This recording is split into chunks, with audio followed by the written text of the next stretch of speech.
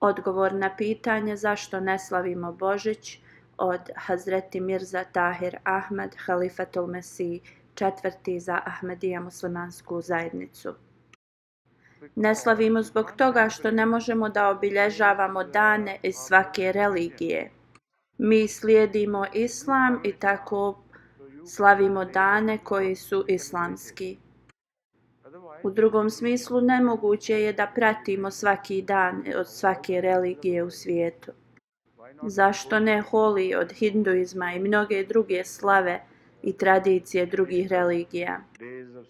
Zbog toga što mi pripadamo islamu i zato što je Božić vjerski praznik, a ne neki obični praznik. Mi ne obilježavamo Božić, ali nismo ograničenog uma i ako imamo prijatelje koji su kršćani, možemo da im pošaljemo poklon, to nema ništa protiv toga, ili ako nas pozovu da jedemo njihove ćurke ili kolača.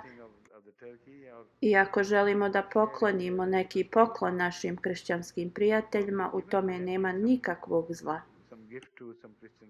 Ali da slavimo Božić to nije u redu zbog toga što je to vjerski praznik kršćanstva, a naša vjera je islam.